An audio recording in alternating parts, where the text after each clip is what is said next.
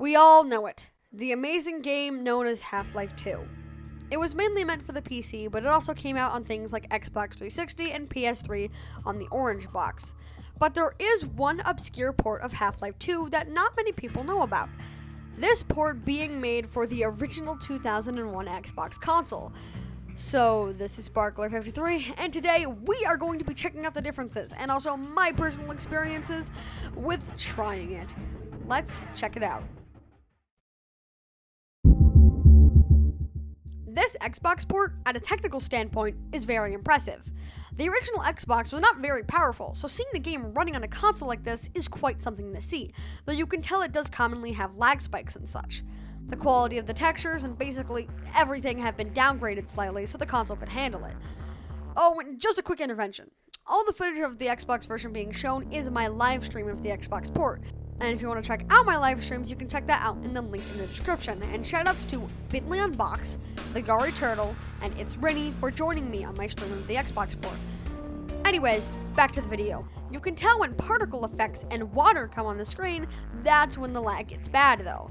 After giving it a sec, it does go back to normal. Whenever the game tries to load water, it just goes. Though with the uncommon lag spikes and low quality textures aside, the game still plays fine and is still enjoyable even with some of its downsides. The controls are quickly understandable and easy to use.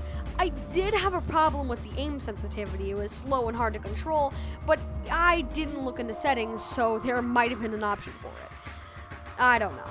Something about this port that is notable to mention is that since this port didn't come out with any updates after its release, it just simply came out with its original 2004 version without any of the updates the Steam version came out with, any of the optimization or anything, meaning that the Xbox port is one of the only ways you can still play the day one version of Half-Life 2, besides buying an original copy of the PC orange box or something like that.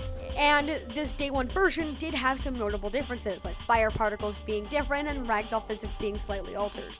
If you want to learn more about the differences of the day one version from the Steam version, watch Richter Overtime's video on the subject, which goes into a detailed description of most of the differences. I'll link the video in the card on the top right and in the description. Of course, being on an underpowered console, load times take longer and can get annoying if you die at a part a lot and you have to wait for the loading screen every time. Also, all of the UI is different to accommodate to the controller style of play. The weapon select menu is quite nice looking and efficient too. Overall, this port is fine. It's really not worth playing, you can get the superior PC Steam version for $10, which is better than either buying an Xbox console and a copy of the game or setting it up on an emulator, which is what I had done. I wouldn't recommend buying the port and such, though it is a fun novelty to mess around with and experiment with. That is the end of this video. Thank you all very much for watching, and if you want to see more Half-Life content like this, consider subscribing, and have a great day. And goodbye!